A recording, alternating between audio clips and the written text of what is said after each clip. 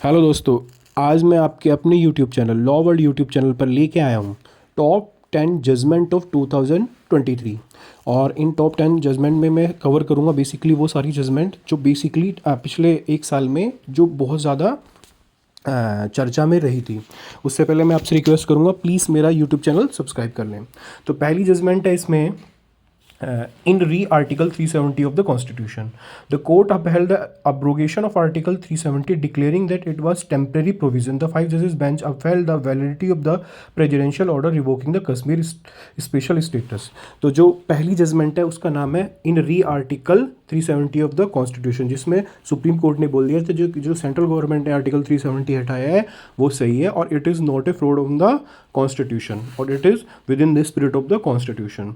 Second judgement है इसमें, second judgement का नाम है Supriya Chakravarti versus union of India. जैसे कि हम सबको पता है ऑनरेबल सुप्रीम कोर्ट ने बोल दिया था ये सेम सेक्स मैरिज हम अलाउ नहीं कर सकते और अगर अलाउ करना भी है तो सेंट्रल गवर्नमेंट इसके लिए लॉ बनाएगी। ठीक है, इसमें सेंट्रल द फाइव जजेस bench unanimously held that there is no fundamental right to marry and in 3-2 majority rejected sexual minority plea for equal right to Mary.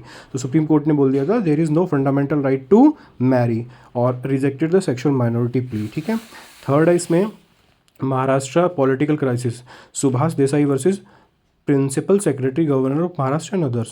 The five judges bench held that the floor test in Maharashtra for Uddhav Thackeray was illegal as the governor had no objective material to believe that Thackeray had lost confidence in the house. तो इसमें honourable supreme court ने case का नाम है Subhash Desai versus principal secretary governor of Maharashtra and others. इसमें honourable supreme court ने जो floor test हुआ था महाराष्ट्र असेंबली में उसको गलत डिक्लेयर कर दिया था। फोर्थ है इसमें government of NCT of Delhi versus union of India. The lieutenant governor and control over the NCT of Delhi. The five judges bench held that the government of national capital of Delhi and not the lieutenant governor control the capital servant. इसका reason ये था, supreme court ने बोल दिया था कि अरविंद केजरीवाल की government है वो जो कंट्रोल होल्ड करती है जितने भी सिविल सर्वेंट है, लिeutenant गवर्नर नहीं करती है, क्योंकि सुप्रीम कोर्ट ने बोल दिया था कि जो गवर्नमेंट है उसको चूज़ किया है बाई द पीपल्स तो उसके पास अल्टीमेट अथॉरिटी होती है, इसलिए गवर्नमेंट के पास पावर होगी। उसके बाद फिफ्थ है election commission appointment, Anoop Baranwal versus Union of India.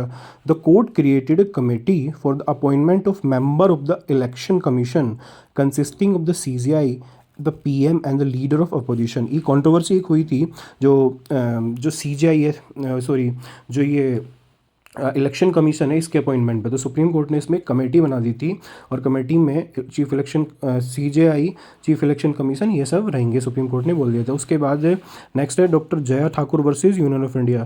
The court unanimously upheld the 2021 ordinance which allowed the union to grant 10 year extension to CBI ED director to public servant. अब central government और के पास एक power है वो CBI और जो ED है ना इसके जो डायरेक्टर है उनका जो टेन्योर है उसे बढ़ा सकती है। इस पर कॉन्ट्रोवर्सी हुई थी कि बढ़ा सकती नहीं बढ़ा सकती, तो ऑनरेबल सुप्रीम कोर्ट ने बोल दिया था कि नहीं वो बढ़ा सकती है। इस केस का नाम है doctor Jaya Thakur versus union of India, जिसमें EBI और CD के ED और CBI के डायरेक्टर का टेन्योर सेंट्रल गवर्नमेंट बढ़ा सकती है। नेक्स्ट है इसमें animal welfare board of India versus union of India, challenge to practice of Jallikattu. तो जलीकट्टू की जो प्रैक्टिस थी उसको ऑनरेबल सुप्रीम कोर्ट ने बोल दिया था कि ये चलती रहेगी, इस पर कोई बैन नहीं लगेगा। इस केस का नाम है animal welfare board of India versus union of India, challenge to practice of Jallikattu. Next जो हमारी जजमेंट आती है इसमें उसका नाम है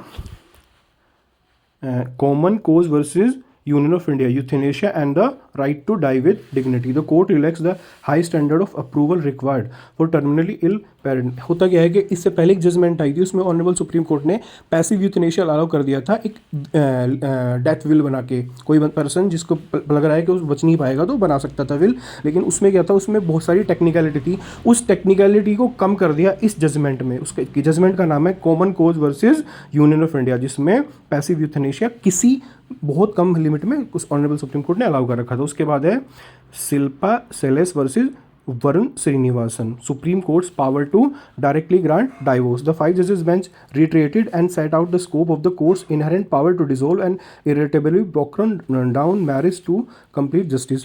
बेसिकली जो मैरिज जब ब्रोक हो ही चुकी है तो ऑनरेबल सुप्रीम कोर्ट ने बोल दिया था कि आप जबरदस्ती किसी भी दो पर्सन को एक साथ रहने के लिए मजबूर नहीं कर सकते। ऑनरेबल सुप्रीम कोर्ट ने इसमें डाइवोर्स अलाउ कर दिया था। उसके बाद है validity of unstamped arbitration agreement in re interplay between arbitration agreement under the Arbitration Conciliation Act. The seven judges bench unanimously held that an unstamped or insufficiently stamped arbitration agreement was valid and curable defect. देखो honourable supreme court ने बोल दिया था कि agreement होते जो arbitration act में वो वैलिड हो जाएगा irrespective whether there is insufficient stamp और कुछ भी, क्योंकि ये it is a curable defect और ये बाद में आप स्टैम्प की पेमेंट करने के बाद भी इसको जिसकी जो वैलिडिटी है उसको रिट्रीव कर सकते हैं, रिवाइव कर सकते हैं। ठीक है, तो ये थी जजमेंट सुप्रीम कोर्ट के द्वारा, दो टॉप 10 जजमेंट थी ऑनरेबल सुप्रीम कोर्ट ने जो 2023 में दी थी। ठीक है, लास्ट में प्लीज़ सब्सक्राइब माय चैनल।